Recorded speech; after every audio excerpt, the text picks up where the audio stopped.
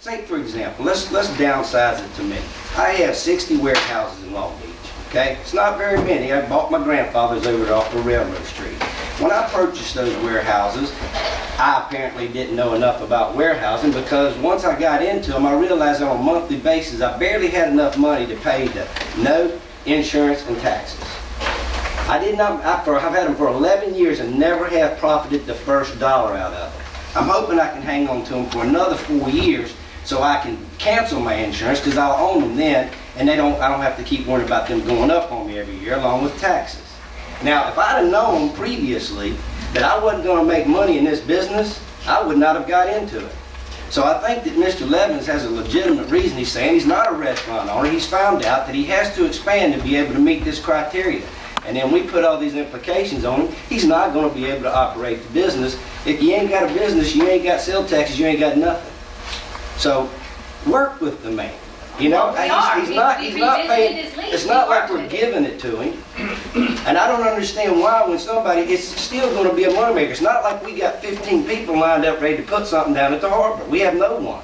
They had 5 years to come and do something. We put this out for bid, so I don't know. Nobody. How are you going to put lease property out for bid? And nobody else has come forward to us and suggested putting in anything.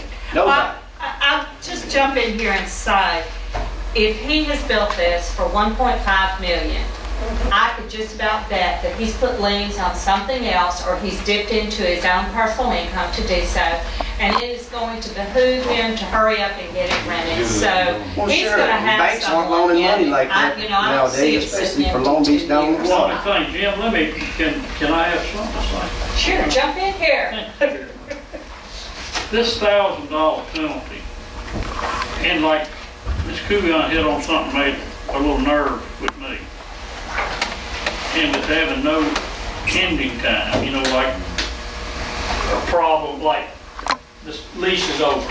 If you hadn't performed, you know, in 8 months or 6 months beyond that penalty time, I'm a little nervous about that. I mean, that could tie up property. Okay, well, let me tell you what it says. Okay. It says, in addition to any other remedies allowed herein, lessee shall pay as liquidated damages $1,000 a month. So this liquidated damage charge is in addition to everything else. Okay? So the point is, you can still cancel the lease if he's not complete. I added this in as an additional tool to you guys because, just honestly speaking, if Jimmy's got $1 million in the ground and he's 30 or 40 days from being finished, y'all aren't going to cancel his lease. I just know you guys. You're not going to take his property. So, but on the other hand, if he's not done what he says, you may want to charge the $1,000 a month. But if he goes on 4 or 5 or 6 months and never finishes, at some point you may say, I don't want $1,000 a month, I want to cancel his lease. You have every right to do that. Okay, you can do it whenever you want. Cancel the lease if he hasn't performed by the time that he's supposed to have performed. Yes, you don't have to give him additional time and charge $1,000 a month. It's just one more tool that I give you because I really do think if he's almost finished, he's going to finish it. You're going to let him finish. You're not going to just kick him out and say, give us the bill. All I was concerned about is she struck a nerve with me. It's a good point. It could go on forever, and it would be a very inexpensive way to sit on. Yes. Yeah. But you do have other that. We want the building, and I feel like he's doing it. I'm just saying, I didn't want to hold him. It's a valid.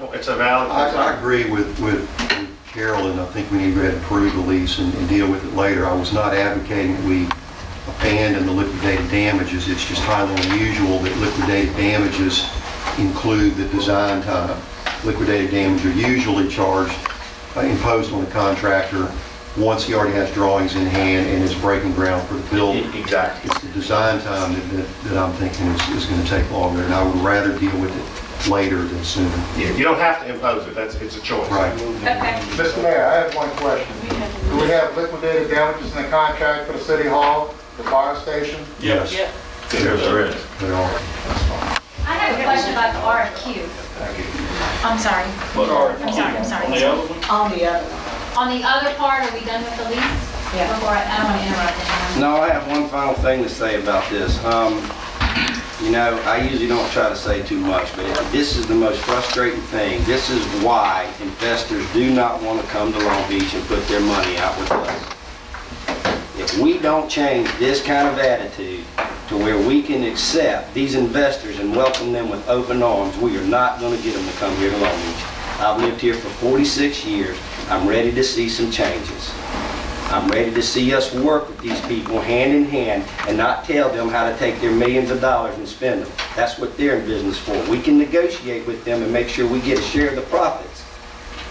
But I think we need to approach it a little bit differently whenever we're dealing with people who are investing a lot of their money. None of us are taking millions of dollars down there and investing it, or we'd be battling the same thing with this board.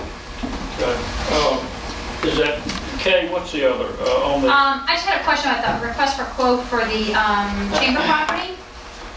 I'm just curious, why did we limit the available square footage to an exact number of 26,013 versus leaving it, you know, we have approximately 26,000 just in case somebody comes in, a chain restaurant would come in and say, we need 27,000 square feet for this restaurant, or we can't do it. Why pin it down to an exact number instead of leaving it a little bit open, just in case? Or maybe somebody wants to come in and rent 13,000 and 17,000. You know, I don't know, but I just was curious, why do we have such a hard number instead of just saying approximately 26,000? To satisfy the land that we had an assessment done on it, we know what the fair market value is, and that's the amount of property that's available up there. There's no other property available up there unless you use the road. That's it. That's all the property that's in the northeast corner. Okay, does that answer that, Kay? That's the amount of square feet that's up there. Yeah, I understand that, but you know, if somebody was to come in and build an elevated restaurant and have parking underneath, They could probably, I mean, they would bring a proposal possibly and deal with it. I just hope we don't run anybody off by limiting it to 26,000 square feet. We're just describing the property that's available. Okay. If they want to lease something less than that, then we'll have to, you know, make a change to the fair market value, but you can certainly go less, but they can't go more because there isn't any more property. I mean, if there's parking area, right, could they not lease some parking? If they needed 27,000 square feet, could they not lease parking area? I think this is I don't know where. the plot of the land that goes up to the road, right? It's right up there where the Chamber of Commerce building is Right, at. but I mean, that's from the road. The road to the seawall. Right. I mean, Okay. we can't encroach You the can't road. encroach and block the road. We can't block the road. And all the I just places didn't know if there was take it- parking right there. Yeah, that I think that they- includes Right in that. front of it there. Okay. They would have to use part of that property for parking, Yeah. and then Right, okay. there's also going to be parking on the western limit where Blue Ridge has got Right. that strip. You know, Okay. and we know for a fact that if you've got a Okay. couple of restaurants down there, they're going to be trying to park in where the So we have a motion and a second. Mayor, I need clarification. We have a motion by Ms. Anderson, seconded by Mr. Krueger. Does that include the executive session? Yes. Yeah. Okay. And that's to approve, that was approved in minutes, Minutes and executive. executive session. All in favor? Aye. Opposed, motion carries. No? Roll call, Mr. Parker? No. Mr. Fonche? Yes. Ms. Kubion? Yes. Ms. Anderson? Yes. Rubla? Aye. Mr. Layshard? Mr. Hammond? Aye. Okay, motion carries. Approved docket of claims number 050410. So moved. Second. All in favor? Aye. Opposed, motion carries. Departmental business. Mayor's office, I have one thing to throw out for y'all to think about, or you can make a decision tonight if you like. Rotary Club, Pete Burns has asked me on 2 occasions, I kept forgetting to ask y'all, or bring it to the board. The Rotary Club wants to construct bathrooms at the War Memorial Park over by the First United Methodist Church on Church Street. But they need permission, you know, board. Well, you know,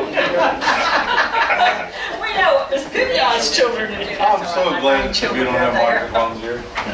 they will be in That about will be 6 on months, so TV. you better watch. But anyhow, they just want to know the feel of the board. I think it's a good idea in one sense, and I see the disaster we're having down at West End Park. We're fixing to, and I hope y'all support me. We're getting ready to lock those doors up.